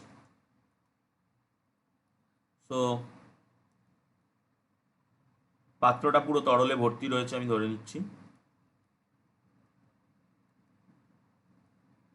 এবং তার মধ্যেই একটা ঘনক ডুবে রয়েছে। সো আমরা আলটিমেটলি ক্যালকুলেট করতে চাইছি এই ঘনকটার উপরে তরলটা কি পরিমাণ প্লবতা বল প্রয়োগ করছে। ওকে, সো আমরা যদি এই ঘনকটাটা নাম দিয়ে দিই যে এ বি সি ডি, এই চারটে হচ্ছে উপরের যে সারফেসটা সেই সারফেসের, এবং A B C D E F G H, E F G H, E F G H হচ্ছে নিচের যে তলটা, সেই তলের চারটে নাম আমরা দিলাম। সো ধরে নিচ্ছি এই যে ঘনকটা রয়েছে A B C D, A B C D E F G H, বা এই যে ঘনকটা, এই ঘনকটার বাহুর দৈর্ঘ্য, ঘনকের বাহুর দৈর্ঘ্য কিন্তু দৈর্ঘ্য প্রস্থ উচ্চতা তিনটেই সমান হয়, এল একক, এল একক ঘনকটার বাহুর দৈর্ঘ্য ধরে নিচ্ছে। এবং যে তরলটার ভিতরে এই ঘনকটা নিমজ্জিত রয়েছে, সেই তরলটার ঘনত্ব, তরলের ঘনত্ব আমরা ডি, এই মানে এখানে একক ধরা ছাড়া আমাদের কোনো রাস্তা নেই, ডি ধরে নিচ্ছি, কারণ প্লবতার একক আমরা পেয়ে গেছি অলরেডি, ডাইং নিউটন, তো সেভাবেই বেরোবে। এবার ঘনকটাকেই ডি, ঘনত্বের তরল, স্থির তরলের মধ্যে পূর্ণ নিমজ্জিত করা হয়েছে, মানে পুরোপুরি ডুবিয়ে রাখা হয়েছে। তার মানে এবিসিডি এবং ইএফজিএইচ যে তল দুটো তো অনুভূমিক তল, এবং বাকি যে চারটে তল, সেই চারটে তল কিন্তু উল্লম্ব তল। সো সেইভাবেই কিন্তু এটাকে ডোবানো হয়েছে, কোনো কাত করে কোনো রকমভাবে কিন্তু ডোবানো হয়নি। সো এ বি, যদি আমি এ বি জি এই জিএইচ, এই যে তলটার কথা ভাবি, এ বি জিএইচ এবং সিডি সিডিইএফ এই তলটার কথা ভাবি, সেই তল দুটিতে যে পরিমাণ, মানে তরল, তল দুটো একজন আরেকজনের বিপরীত দিকে রয়েছে, মানে এ বি জিএইচ রয়েছে দেখো একদম ওই পাশটায়, এটা 3D ছবি কিন্তু, সো একদম এই পাশটায় রয়েছে, এবং সিডি ই এফ রয়েছে কিন্তু একদম এই পাশটা। সো এই তরল তল দুটোতে বা এই ঘনকের যে তল দুটো, এই তল দুটোতে তো তরল চাপ দেবে বা ঘাত। সো পার্শ্বঘাত, যে সাইড দিয়ে যে ঘাতটা প্রয়োগ করছে সেই ঘাতটা পার্শ্বঘাত। সেই ঘাতটা পরস্পর সমান ও বিপরীতমুখী। তো পরস্পর পরস্পরকে কিন্তু প্রতিমিত করে দেবে। সিমিলারলি এডি ই এইচ এই যে তলটা এবং B B C F G এই যে তলটা, এই তল দুটোতেও কিন্তু যে পরিমাণ ঘাত দেবে সেটাও কিন্তু পরস্পর প্রশমিত হয়ে যাবে, কারণ এটাও কিন্তু পার্শ্বঘাত। ওকে, এবং সমান ও বিপরীতমুখী হবে। কিন্তু আমরা যদি উপরের তলটা মানে এই এই যে তলটা এ বি সি ডি এই যে তলটা আর নিচের যে তলটা মানে এই যে তলটা মানে ই এফ জি এইচ, এই তল দুটোর কথা ভাবি, সো এই দুটো তলের কিন্তু যে ঘাত বা মানে চাপ, যে চাপ বলবো না ঘাত বলবো, সেই ঘাত কিন্তু প্রতিমিত হবে না, কারণ এই তল দুটোর মধ্যে কিন্তু একটা হাইট অলরেডি রয়েছে।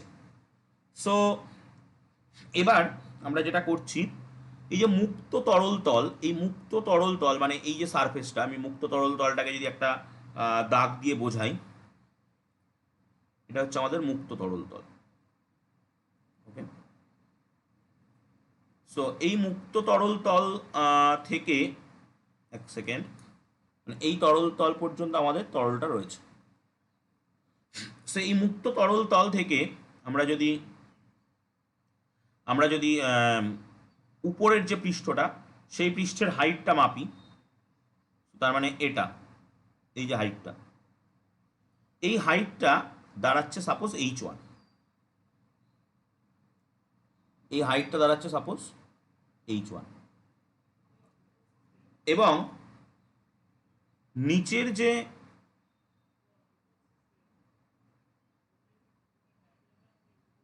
নিচের যে তলটা, এই তলটায় যে নিচের তলটার যে মুক্ত তরল পৃষ্ঠ থেকে হাইট, সেই হাইটটা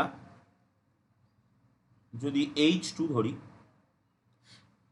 সো এবার আমরা এই তল দুটোর পরে যে চাপ মানে তরলের যে চাপ, নিম্ন চাপ, সেই চাপটা আমরা ক্যালকুলেট করতে পারবো।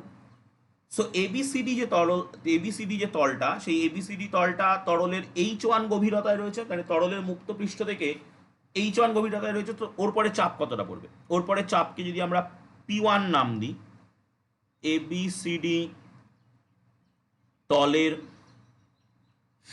ওপর তলের ওপর চাপ, চাপ P1 যদি আমরা নাম দিই, তো সেটা কত হবে? H1 DG. আমরা আগের দিন চাপের রাশিমালা বের করে এসেছি। সো আমরা এটা চাপ, আমাকে প্লবতা বের করছি। প্লবতা কিন্তু এক প্রকারের বল। চাপ আর বলের মধ্যে যে সম্পর্কটা ছিল সেটা হচ্ছে বল সমান সমান চাপ গুণ ক্ষেত্রফল, চাপ গুণ ক্ষেত্রফল। সো আমরা এর সাথে এই P2 সাথে যদি আমরা ক্ষেত্রফলটাকে গুণ করে দিই, তাহলে কিন্তু আমি উপরের পৃষ্ঠে চাপটা বলটা পেয়ে যাবো বা ঘাতটা পেয়ে যাবো।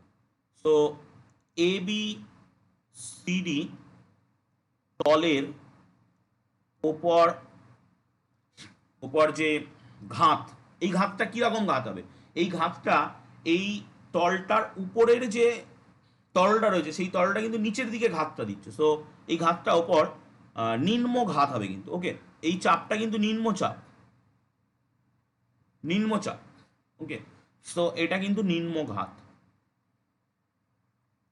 নিম্ন ঘাত কত হচ্ছে না, সেটা যদি আমি নাম দিই একটা F1, যেহেতু ফোর্সের সঙ্গে সমান, সেটা হচ্ছে P1 ইন্টু এল স্কোয়ার। এল স্কোয়ার কি? এল স্কোয়ার হচ্ছে ক্ষেত্রফল। আমরা জানি এই যে সাইড, এই সাইডটা এল, এই সাইডটা এল। সো বর্গক্ষেত্রের একটা তলের ক্ষেত্রফল বা বর্গক্ষেত্রের ক্ষেত্রফল বাহু স্কোয়ার। সো ঘনকের একটা পার্শ্বতলের ক্ষেত্রফল এল স্কোয়ার হয়। সো আমরা যদি মানটা বসিয়ে দিই H1 ডিজি এল স্কোয়ার, আমরা পাচ্ছি উপরের তলটার যে নিম্ন ঘাত। সিমিলারলি আমরা ই এফ জি এইচ এই যে তল, এই তলের ওপর ঊর্ধ্ব চাপ যেটা, সেটা যদি আগে বের করতে চাই, সেটাকে যদি P2 নাম দিই, কত হবে? H2DG হবে। চেঞ্জ কোথায়? চেঞ্জটা শুধু H1 H2 তে। সো EFGH তলের ওপর ঊর্ধ্ব চাপ,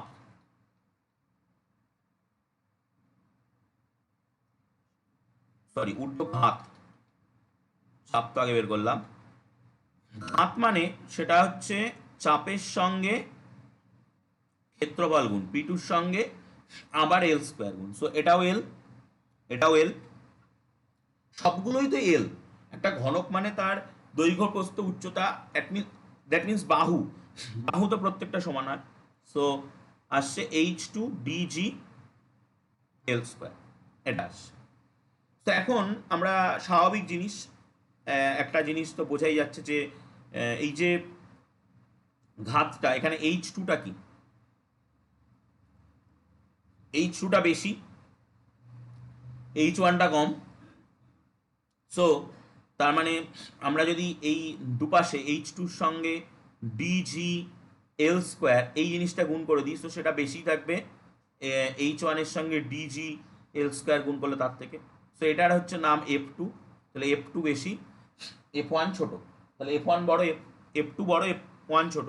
সো এটাকে, তার মানে কি ঘনকটার, ঘনকটার যে নিচের যে তলটা, সেই তলটার পরে যে পরিমাণ ঊর্ধ্ব ঘাত প্রয়োগ হচ্ছে, উপরের যে তলটা, সেই পরিমাণটা, সেই তলটার উপরে কিন্তু ততটা পরিমাণ নিম্ন ঘাত প্রয়োগ হচ্ছে না।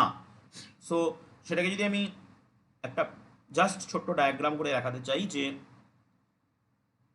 এদিকে নিচের দিকে কোনো একটা বস্তুকে নিচের দিকে F1 বল দিয়ে টানা হচ্ছে, এবং উপরের দিকে F2 বল দিয়ে টানা হচ্ছে। ওকে, সো F2টা বেশি, F1টা ছোট। তার মানে আলটিমেট লব্ধি যে বলটা, সেই বলটা কিন্তু উপরের দিকে হবে। এবং সেটার যদি আমরা নাম দিই FB, লব্ধি বলটা, সো সেটা কি? সেটা আর কিছুই না, সেটা হচ্ছে F2 মাইনাস F1। আমরা এটা দ্বিতীয় চ্যাপ্টারে পড়েছি, বলের ওই যে সামান্তরিক সূত্র দুটো যে জায়গাটায় আছে, সেই জায়গাটায় কিন্তু যদি বল দুটো পরস্পরের সঙ্গে 180 ডিগ্রি কোণে, মানে পরস্পর বিপরীত দিকে থাকে, তখন কিন্তু এই সূত্রটা মানে জাস্ট বিয়োগ হয়। ওকে, এবং এটার মানে ওই সূত্রের যে গাণিতিক রূপ, সেই গাণিতিক রূপ রয়েছে ক্লাস 11-এ। ক্লাস 11-এ গিয়ে ওই 180 ডিগ্রি বসিয়ে মানটা যে বিয়োগ হয়, সেটা আমরা দেখতে পাবো। সো আলটিমেট আমরা ঊর্ধ্বমুখী, একটা ঊর্ধ্বমুখী একটা লব্ধি বল, লব্ধি বল বা ঘাত যাই পাই, সেটা যদি আমরা FB নাম দিই, সেটা কত? F2 minus F1। মান দুটো বসিয়ে দিই, H2 DGL square, H1 DGL square. So H2 minus H1, মানে DGL স্কোয়ারটাকে কমন, DGL স্কোয়ার। এখন দেখতে হবে H2 মাইনাস H1 জিনিসটা কি। সো H2 হচ্ছে আমাদের এই মুক্ত সারফেস থেকে উপরের তলটার যে হাইটটা, H1 হচ্ছে মুক্ত, সরি H2 হচ্ছে মুক্ত সারফেস থেকে নিচের তলটার যে হাইটটা, H1 হচ্ছে মুক্ত সারফেস, মানে যে উপরের যে সারফেসটা ফ্রি সারফেস, সেই ফ্রি সারফেস থেকে H1 উপরের হাইটটা, উপরের যে তলটা, তার ডিফারেন্সটা। সো এবার এদের যদি বিয়োগ করি, তো আমি কি পাবো? এই যে হাইটটা, এই হাইটটা পাবো। সে এই হাইটটা কে? এই হাইটটা তো ওই ওই যে ঘনকটা নিয়ে আমরা কথা বলছি, সেই ঘনকটার যে বাহুর দৈর্ঘ্য L, তার সঙ্গে সমান। সো তাহলে আমরা এই জায়গাটায় L ইন্টু, সরি এখান থেকে আমি জিটা বাদ দিয়ে দিয়েছি, L ইন্টু DGL স্কোয়ার বসাতে পারি। সো L আর L স্কোয়ার গুণ হয়ে L কিউব হয়ে গেল ডিজি। L কিউব মানে মানে বাহুটাকে কিউব করা হয়েছে, সেটা হচ্ছে কিন্তু ঘনকের আয়তন। এটা আমরা ক্লাস 10-এ গিয়ে ঘনক, আয়তঘনক চ্যাপ্টারটা পড়বো, সেখানে দেখবো যে L কিউব ঘনকের আয়তন। তোমরা মানে ইউটিউব চ্যানেলে গিয়ে দেখতেও পারো যে ক্লাস 10-এর আয়তঘনকের ওদের ক্লাসটা অনলাইন ক্লাস হয়েও গেছে, সেখানেও দেখবে আয়তঘনকের আয়তনকে করা আছে L কিউব বা বাহু কিউব। সো এল কিউব বা বাহু কিউবের জায়গায় তাহলে আমরা কি বসিয়ে দিতে পারছি, ভি বসিয়ে দিতে পারছি, দ্যাট মিনস ঘনকের আয়তন। সো এফ ডি যেটা আসলো এল কিউব বা এল কিউব যেটা ঘনকের আয়তন, সেটাকে আমরা যদি ভি বলি, ভি ডিজি এটা আসলো। সো আলটিমেটলি আমরা এইটা পেলাম। সো এটা হচ্ছে মানে ভিডিজি যেটা পেলাম, সেই ভিডিজি হচ্ছে ওই যে ঘনকটা রয়েছে, ওই ঘনকটা ওপর যে পরিমাণ ঊর্ধ্ব ঘাত, ওই ঘনকটার পরে একটা কিন্তু ঊর্ধ্বমুখী লব্ধি ঘাত প্রয়োগ হচ্ছে, সেটাকেই বলছি আমরা প্লবতা। সো এখান থেকে একটা জিনিস ক্লিয়ার যে এই এফ ডিটা কিন্তু এই বরাবর কাজ করবে, এই উপরের দিকে কাজ করবে এফ ডিটা। সো আমরা এখান থেকে বলতে পারি যে প্লবতার অভিমুখ, প্লবতার অভিমুখ, প্লবতার অভিমুখ বা প্লবতার দিক কিন্তু সবসময় ঊর্ধ্বমুখী। ওকে, আর প্লবতার রাশিমালা, এখানে আমি বি সরি এফ বি দেওয়ার কথা এখানে আমার, কারণ প্লবতার ইংরাজি নাম হচ্ছে বায়ন্সি। তো সেই বায়ন্সি থেকেই আমরা এখানে এফ বি দিই। প্লবতার রাশিমালা যদি আমরা বলি, প্লবতার রাশিমালা, সো প্লবতার রাশিমালা কিন্তু এটাই যে এই এফ বি, এফ বি প্লবতাকে যেটা আমরা বলছি ফোর্স ডিউ টু বায়ন্সি, সেটা কিন্তু ভি ডিজি। ভি হচ্ছে ওই ঘনকটার আয়তন, ভি হচ্ছে ঘনকের আয়তন, ঘনকের আয়তন, ডি হচ্ছে তরলের ঘনত্ব, আর জি হচ্ছে অভিকর্ষজ তরল, জি হচ্ছে অভিকর্ষজ।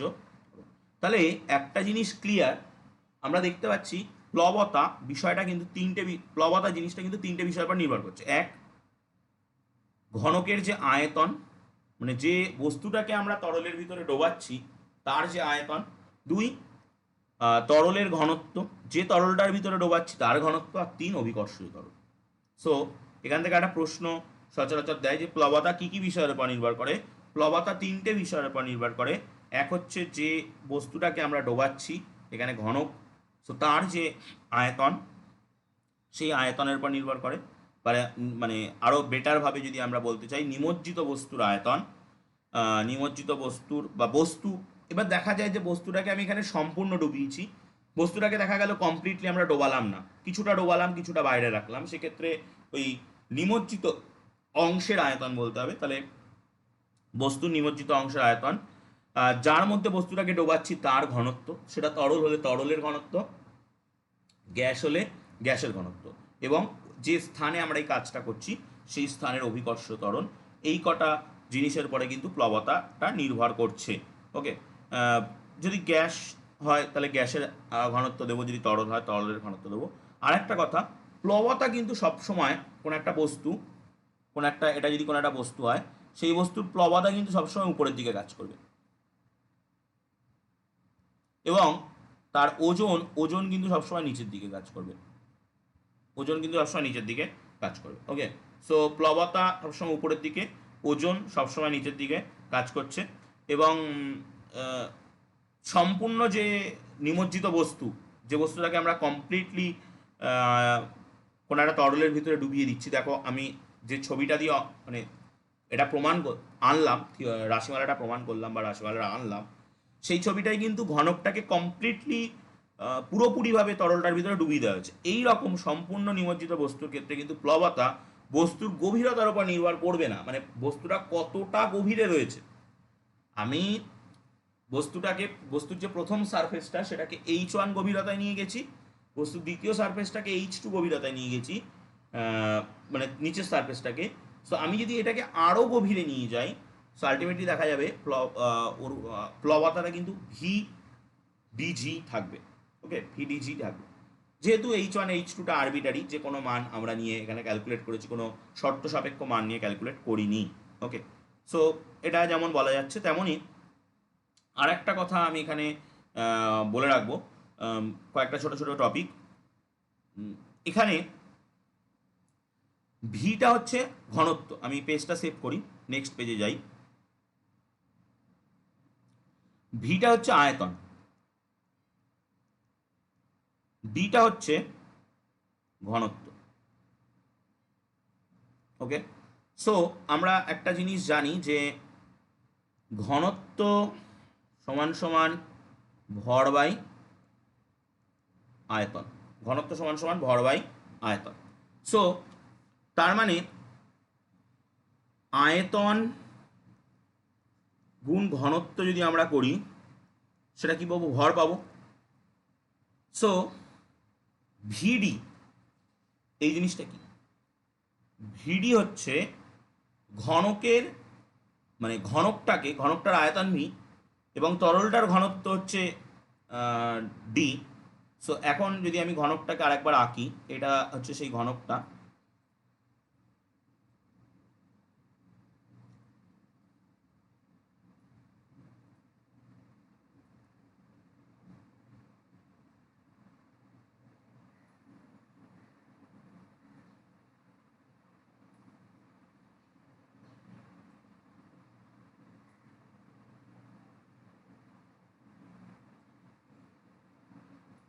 ওকে, সো এই ঘনকটার আয়তন হচ্ছে ভি। এই ঘনকটার যে তরলটার ভিতরে নিমজ্জিত করা হয়েছিল সেই তরলটার ঘনত্ব হচ্ছে ডি। তো এখন ভি আর ডি এটা যদি গুণ করা হয়, তার মানে ব্যাপারটা এরকম দাঁড়াচ্ছে যে আমরা যে তরলটা নিয়েছি সেই তরলটা এই ঘনকটার ভিতরে পূর্ণ করা আছে। সেই তরলটা দিয়ে ঘনকটাকে কমপ্লিটলি ফিল আপ করা আছে। ওকে, সেই তরলটা দিয়ে এই ঘনকটাকে কমপ্লিটলি ফিল আপ করা আছে।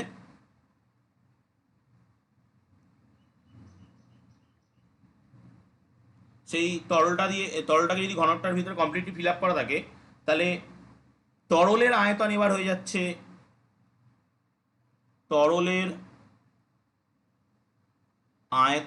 যাচ্ছে ভি এবং তরলের ঘনত্ব এবার হয়ে যাচ্ছে ডি। সো আমরা যদি ভি আর ডি গুণ করি, তার মানে কি? তরলের আয়তন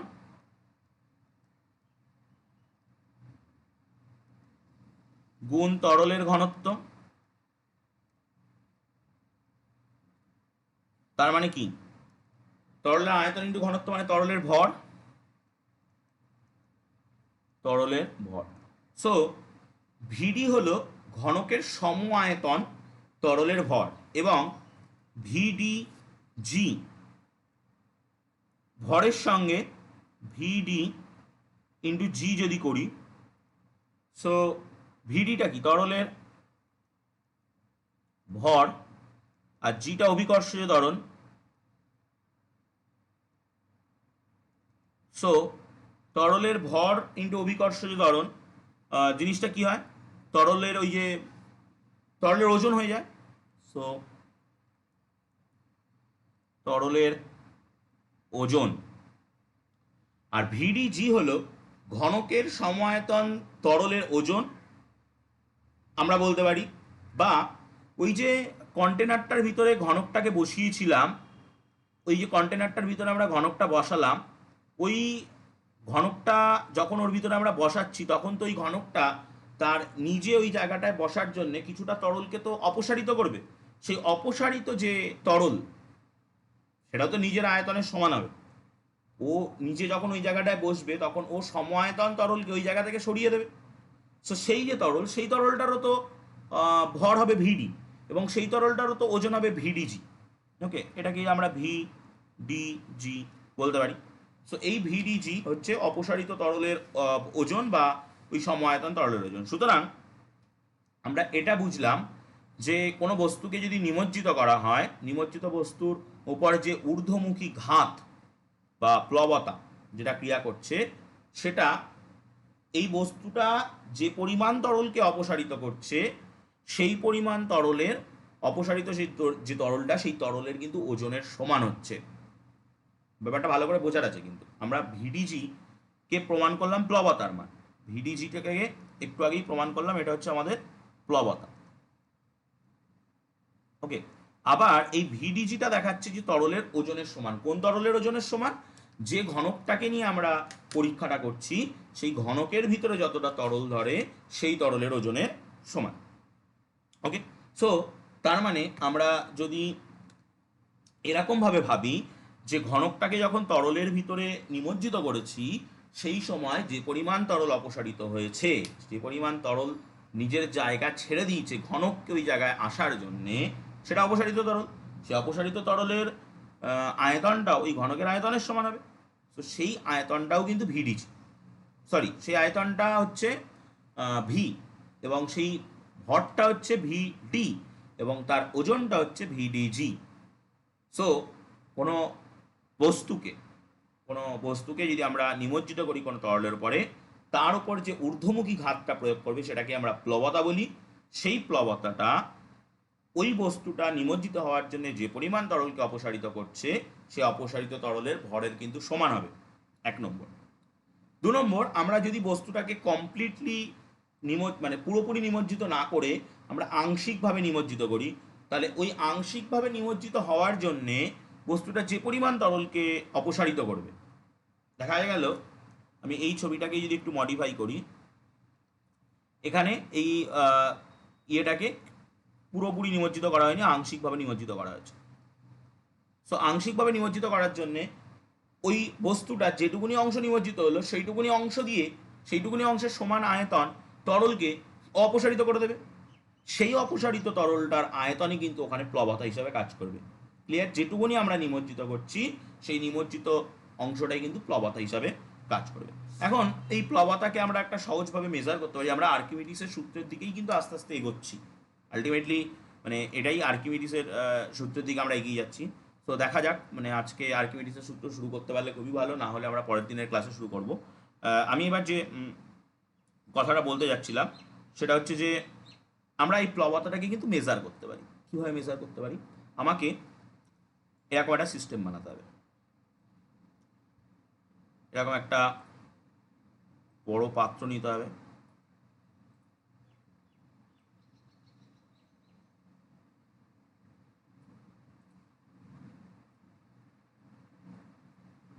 ওকে। এই পাত্রটায় একটা পার্শ্ব নল লাগানো থাকবে এরকম, ওকে। এবং এই পাত্রটা একটা উঁচু জায়গায়, কোনো একটা উঁচু জায়গায়, কোনো একটা বেঞ্চ টেঞ্চের উপরে এটাকে আমাদেরকে বসিয়ে রাখতে হবে।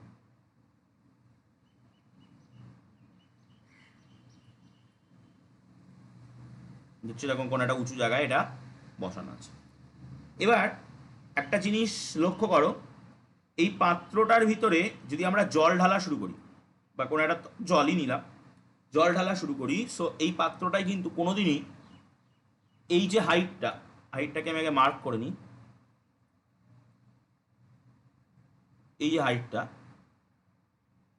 এই হাইটের বেশি জল উঠবে না। এই পাত্রটার ভিতরে কোনোদিনই কিন্তু এই হাইটের বেশি জল উঠবে না। কেন?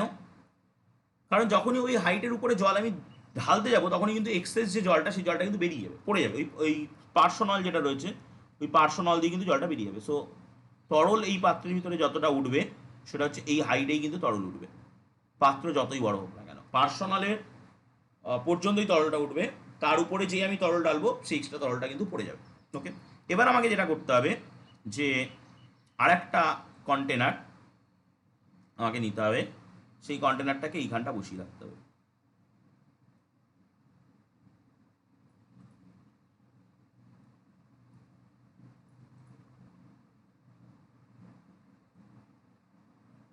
এখানটা আমি আরেকটা কন্টেনারকে বসিয়ে রাখলাম, ওকে।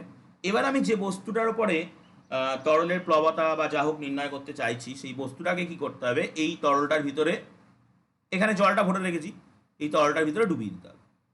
তো ধরছি আমি কোনো একটা বস্তু, সেই বস্তুটা এরকম সাপোজ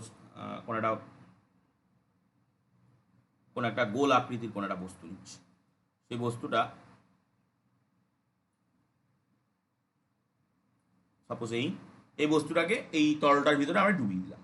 যেই তরলটার ভিতরে ডুবিয়ে দিলাম, সো অটোমেটিক্যালি কী হবে, ওই পার্শ্বনল দিয়ে কিছু পরিমাণ তরল এই এক্সট্রা যে মানে পাশে যে পার্শ্বনল দিয়ে বেরিয়ে যাবে, এবং বেরিয়ে কোথায় গিয়ে পড়বে না, এইটার ভিতরে গিয়ে পড়বে। ধরলাম সাপোজ এতটা পরিমাণ তরল এসে এর ভিতরে জমা হলো। এখন এই তরলটা কি? এই তরলটা হচ্ছে ওই কালো যে গোল বস্তুটাকে আমি বসালাম, পার্সোনাল ওরিয়েন্টেড যে অংশটা রয়েছে তার ভিতরে বসালাম। সো ওর ভিতরে এই বস্তুটাকে নিমজ্জিত করার জন্যে এই তরলটা কিন্তু অপসারিত হলো, ওর ভিতরে এই বস্তুটাকে নিমজ্জিত করার জন্য কিন্তু এই তরলটা অপসারিত হলো। সো এই তরলটার যদি আমরা ওজন মাপি, এই তরলটার ওজন, এই তরলটার যদি আমরা ওজন মাপি, সেই ওজনটাই কিন্তু আমাদের ওই বস্তুটার উপরে যে প্লবতাটা কাজ করবে, প্লবতা, সেই প্লবতার সঙ্গে সমান হবে। কারণ আমরা একটু আগেই দেখেছি বস্তুর ওপরে ক্রিয়াশীল প্লবতা বলের মান বস্তু দ্বারা অপসারিত তরলের ওজনের সঙ্গে কিন্তু সমান হয়। ক্লিয়ার? সো আমরা এইভাবে কিন্তু প্লবতাকে মেজার করতে পারি। এবার আমরা আর একটা টপিকে আসবো, যেটা হচ্ছে বায়োন্সি সেন্টার বা প্লবতা কেন্দ্র, সেন্টার অফ বায়োন্সি, প্লবতা কেন্দ্র।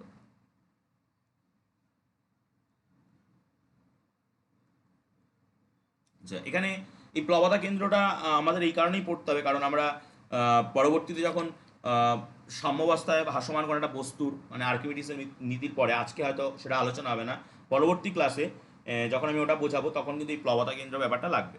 সো কি জিনিসটা? তরল বা গ্যাসীয় পদার্থে আংশিক বা সম্পূর্ণরূপে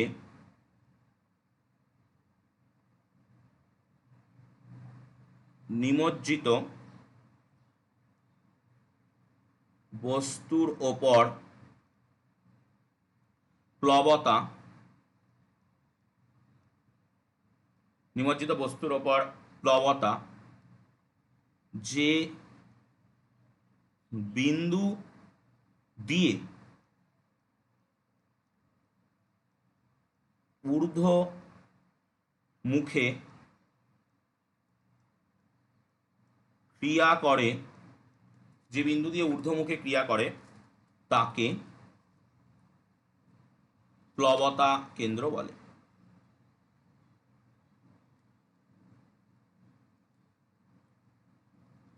তাকে প্লবতা কেন্দ্র বলে। ওকে, সো মানে যদি এই কথাটা ভাবি, আমি ধরো কোনো একটা বস্তু রয়েছে আমার কাছে, বস্তুটা সাপোজ এরকম কোনো একটা বস্তু রয়েছে, এই বস্তুটার একটা প্লবতা বল, আমরা একটু আগে দেখেছি প্লবতা বলটা বস্তুর ঊর্ধ্বমুখে কাজ করছে, মানে উপরের দিকে কাজ করছে। তো একটা বল একটা বিন্দু দিয়ে কাজ করবে, যেমন আমরা যেমন ভর কেন্দ্রের কথা ভাবি।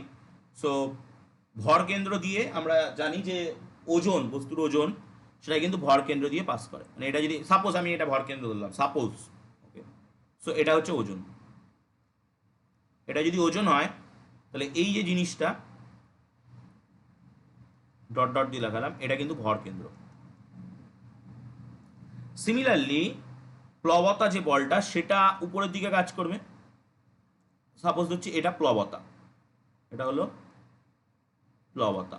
সো এটা যদি প্লবতা হয় এটার নাম হবে প্লবতা কেন্দ্র, প্লবতা কেন্দ্র। ওকে, সো এটা যদি এবার এখানে আমি আরেকটা ছোট টপিক বলতে চাই, যে বস্তু দ্বারা অপসারিত যে তরল, বস্তু দ্বারা অপসারিত তরল বা গ্যাসীয়, যে যার ভিতরে আমরা ডোবাচ্ছি সেই তো অপসারিত হবে, গ্যাসীয় পদার্থের যে ভর কেন্দ্র, মানে ওই বস্তু দিয়ে যে তরলটা অপসারিত হচ্ছে সেই তরলটারও তো একটা ভর কেন্দ্র আছে, সেই যে ভর কেন্দ্রটা, সেই ভর কেন্দ্রে প্লবতা কেন্দ্রটা কিন্তু বস্তু দ্বারা অপসারিত তরল বা গ্যাসীয় পদার্থের ভর কেন্দ্রে প্লবতা কেন্দ্র অবস্থান করে, অবস্থান করে। ওকে, সো এবার হতে পারে এই ভর কেন্দ্র আর প্লবতা কেন্দ্র একই, হতে পারে ভর কেন্দ্র আর প্লবতা কেন্দ্র আলাদা। সো ভর কেন্দ্র আর প্লবতা কেন্দ্র এক, ভর কেন্দ্র আর প্লবতা কেন্দ্র আলাদা হলে কি হবে, সেই কথাগুলো আমরা যখন সাম্য পড়ব, সেই সাম্য অবস্থায় সেই কথাগুলোকে নিয়ে আমরা আলোচনা করব। ওকে, সো এরপরে আর একটা কথা আমি বলতে চাই, সেটা হচ্ছে প্লবতা প্রতিক্রিয়া।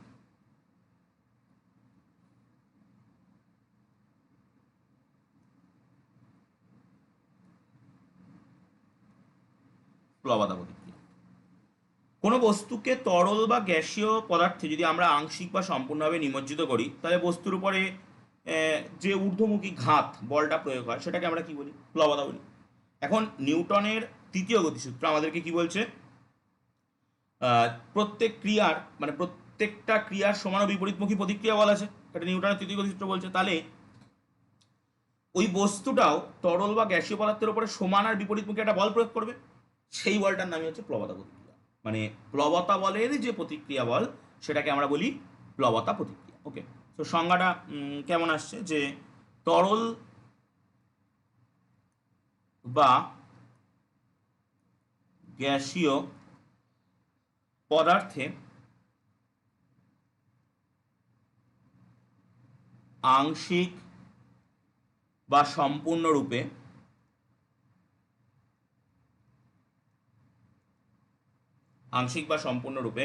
নিমজ্জিত কোনো বস্তু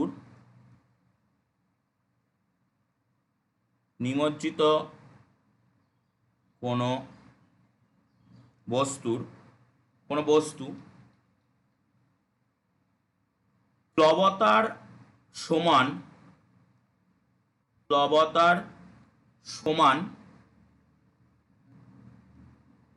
ও বিপরীতমুখী। নিউটনের তৃতীয় গতিসূত্রে সেটাই বলা আছে, সমান ও বিপরীতমুখী বলের কথা। একটি বল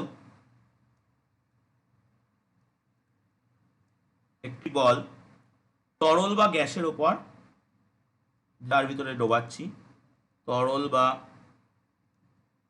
গ্যাসের ওপর সেই গ্যাসীয় পদার্থের ওপর প্রয়োগ করে।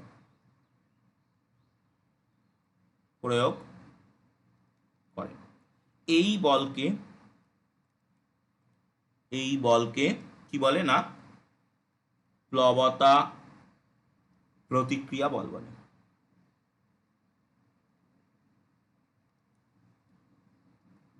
ওকে, সো প্লবতা প্রতিক্রিয়া বলের যে মান, সেই মানটা কিন্তু প্লবতার মানের সমান, এক নম্বর কথা।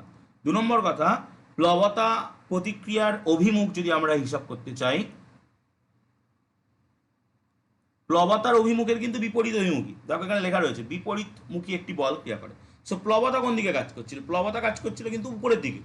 প্লবতা প্রতিক্রিয়া বল কিন্তু তাহলে কাজ করবে নিচের দিকে। ওকে, সো ওটা ছিল ঊর্ধ্ব অভিমুখী, এটা হবে নিম্ন অভিমুখী।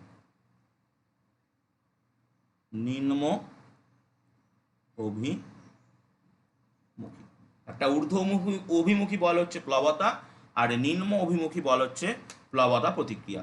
নিম্ন অভিমুখী বল কিন্তু আমাদের ছিল, আমাদের ওজনটাও কিন্তু নিম্ন অভিমুখী বল। ওকে, তো আজকে আমরা অনেকগুলো টপিক সম্পর্কে আলোচনা করলাম। সাইফন আলোচনা করলাম, দেন তরলের সমুচ্চশীলতা ধর্ম আলোচনা করলাম, দেন আমরা সমুচ্চশীলতা ধর্মের পরে প্লবতা আলোচনা করলাম, প্লবতার রাশিমালা নির্ণয় করলাম, প্লবতা কোন কোন বিষয়ের উপরে নির্ভর করে সেটা দেখলাম, প্লবতার মান কি করে আমরা নির্ণয় করব কোনো একটা বস্তুর ক্ষেত্রে সেটাও দেখলাম, প্লবতার কেন্দ্র বলতে আমরা কি বুঝি, প্লবতা প্রতিক্রিয়া বলতে কি বুঝি, অনেকগুলো টপিক সম্পর্কে কিন্তু আজকে আলোচনা হলো। নেক্সট দিনের ক্লাস কবে হবে আমি গ্রুপে জানাবো। নেক্সট দিনের ক্লাসে আমরা আর্কিমিডিসের নীতি থেকে শুরু করব, এবং আপাত ওজন হ্রাস, আর্কিমিডিসের নীতি রিলেটেড যে টপিকগুলো আছে, আপাত ওজন হ্রাস, কখন বস্তু একটা ভাসবে, কখন ডুববে, সেইগুলোকে নিয়ে আলোচনা করবো, এবং সেগুলোকে নিয়ে টপিকগুলো দেখবো। যদি আজকের টপিকের পরে এবার কোনো প্রশ্ন থাকে বলো, দেন আমি ক্লাস এন্ড করবো।